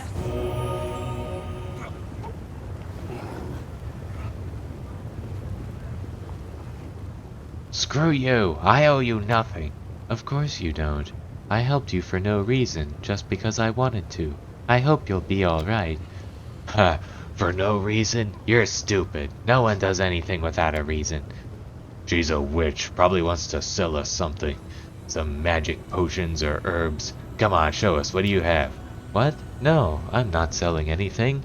I just wanted to tell you how much you're missing. I mean, you're free, freer than anyone in the world, but you use this freedom to make life miserable for yourself and everyone else. Just think how much happier you could be. Ember keeps preaching. The demons listen, occasionally interrupting the girl with laughter and obscene jokes. Finally, they grow bored and walk away. They left. Do you think they understood anything? Who knows? Even I'm intrigued to see how it will turn out. You're right. I want to help them so much, but how could I know what will work and what won't?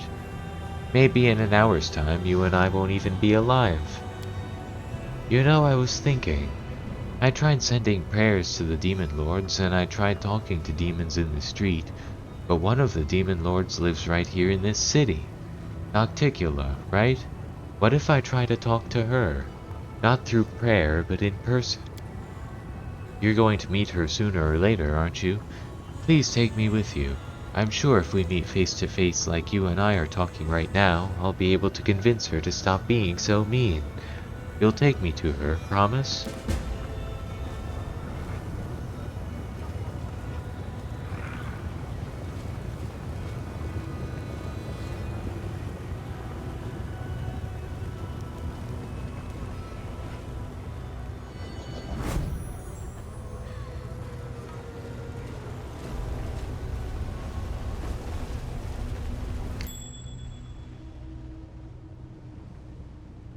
And there's another trap in a place I can't get to.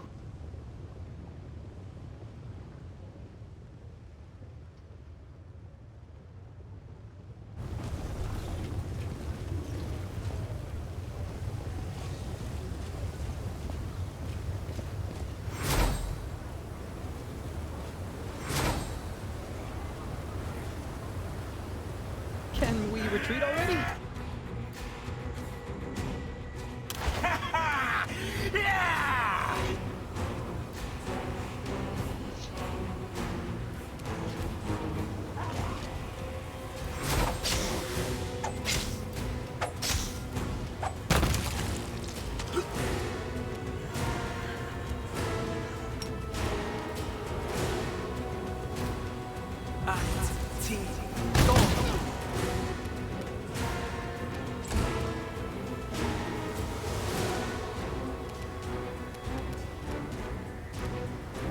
I will resist!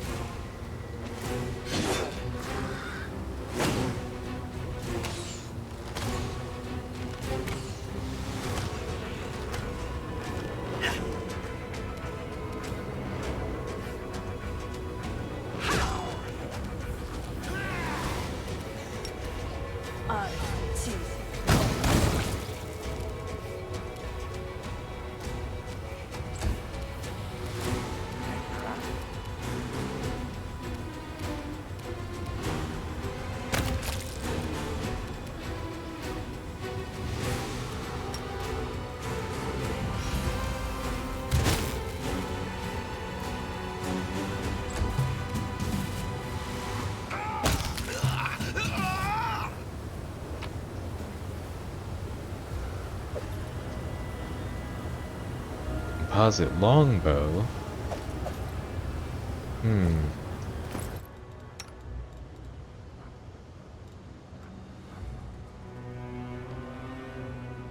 Whenever the wielder of this +4 axiomatic composite longbow lands the first hit in a round against an enemy more than 30 feet away, the enemy suffers a -2 penalty to AC for 2 rounds.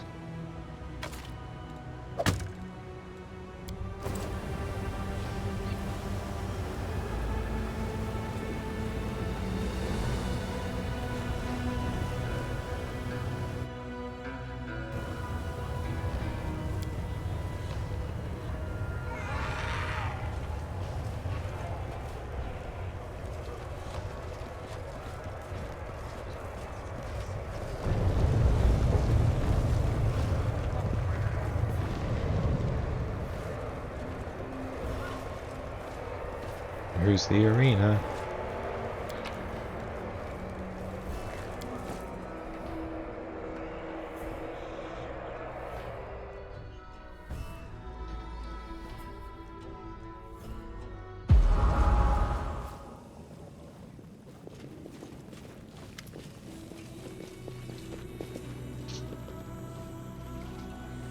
A handsome young man with tousled black hair strolls casually toward the demon surgeon.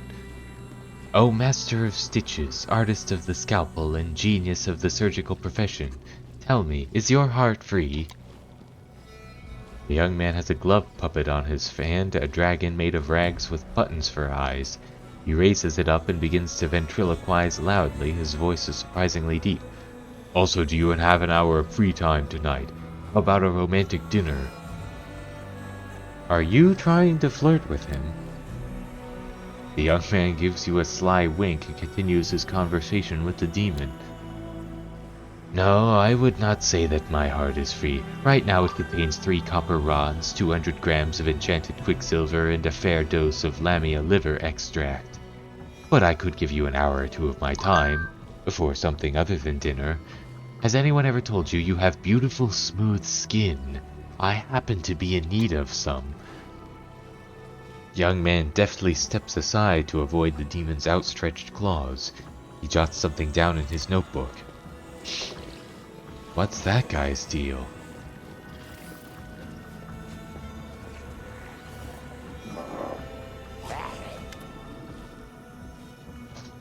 A demon in a blood-spattered apron fussily shoves a few foul-looking chunks of flesh into his apron pockets. His fingers are fitted with horrible steel claws, and you hear the unpleasant sound of metal on metal as he slides them against one another like scissors. He looks up in your direction with an insane grin, and his voice makes your skin crawl. "Are you one of the gladiators? Do you need a healer? Or are you here because you want to become more powerful?" The demon glances briefly at Alushinyrra. "I remember you. You used to fight here. Always demanded that I restore your skin to its original smooth, unblemished state, and you always tried to get a discount or ran away without paying. Well, it looks to me like you have an entirely new face. It's an almost perfect replica of your old one, but something has changed. Something imperceptible. Who performed such subtle artistry on you? How much did you pay?" "I really have changed, Stitcher. You cannot begin to fathom the price I had to pay for the transformation, but it happened without the help of a scalpel." "Can you make me stronger?" "For 30,000 gold, I'll stitch you up into something better. Much, much better." "Please don't do that. By joining your flesh with the flesh of a creature from the abyss, you allow its corruption to taint you. I've seen them graft the body parts of demons onto mortals just for fun. The mortals could not withstand this wicked corruption, and their souls became evil. I can fix you too, give you new fingers. Would you like that, sweetie?" "You are so kind and caring, but no thank you. I don't need new fingers. You should stitch them onto someone else. Please, will you give them to someone who really needs them?" "Are you sure?" "All right, fine, fine." Mr. Mad Scientist, sir, let me offer myself up as a subject for your experimentation. Feel free to carve me up and stitch me back together as you see fit. You'll do nicely. The price is still the same. 30,000 gold, but we'll talk about that later. No deal. A shame. You could have made a magnificent... Never mind, though. I could use the help of a healer. I don't bother with regular wounds. They are not worthy of my craft. Just drink a potion and you'll be fine.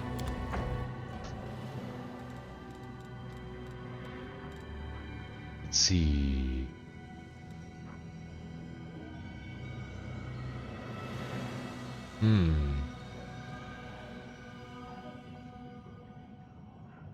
That could be useful.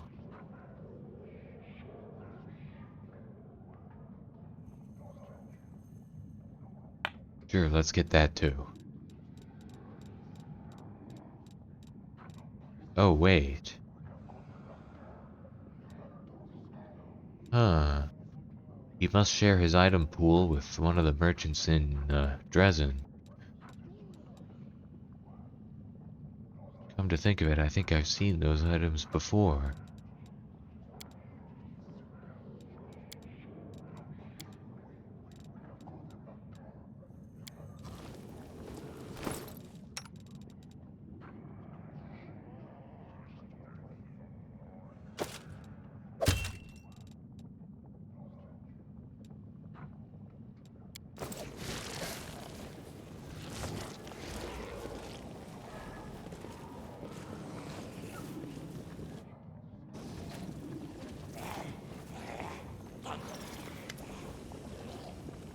The stern but tired-looking tiefling observes you politely. His clothes look expensive but tasteful. He's carrying a large bag, and every once in a while it moves and twitches as if something is inside. Welcome to the Battle Bliss Arena. My name is Zeklex. I'm the arena steward. Irmangoleth is the master of the arena, but I help him manage its affairs. You look like you're new here. Did you come to spectate the fights or to participate in them? The tiefling has a surprisingly open and honest face. After all these demons, he looks strangely normal. Tiefling looks you up and down with the calm professionalism of a person who is doing an unpleasant job with diligence. Judging by the look at you, you belong to the category of lightweight, highly mobile fighters. You remind me of Atselm. She's one of the arena stars, a skilled assassin, agile and sneaky. The audience thinks in patterns, so if you want to build a successful gladiatorial career, sooner or later you'll have to fight Atselm and challenge her superiority. If you're interested in that, of course. Irmangoleth. I remember a demon called Irmangoleth. He was a vile, cunning murderer. He had a way with words that was just as deadly as his skill in battle. There's a rustling sound from within the tiefling's bag, and an imp peeks his head out to look at you. He has large, drooping ears and stares at you with his huge, unblinking eyes. Then, as if suddenly shy, he darts back into the bag and vanishes from sight.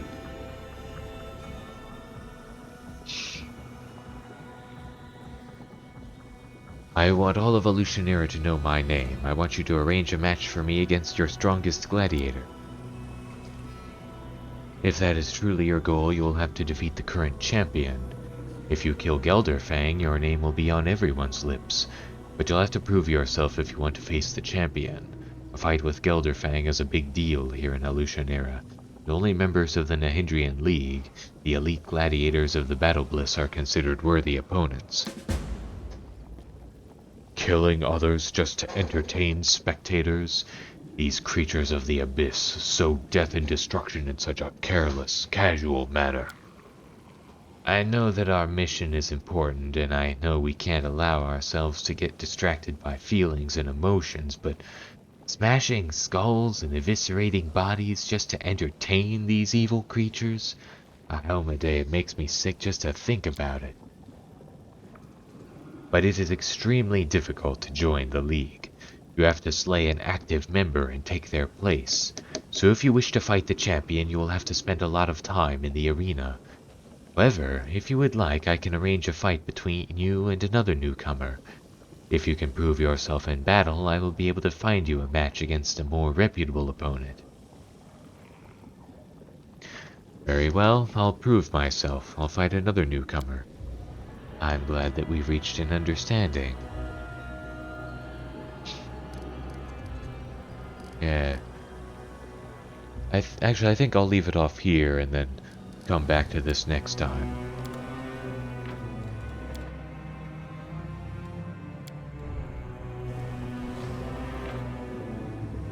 So thanks everybody for watching. I'll see you all again some other time.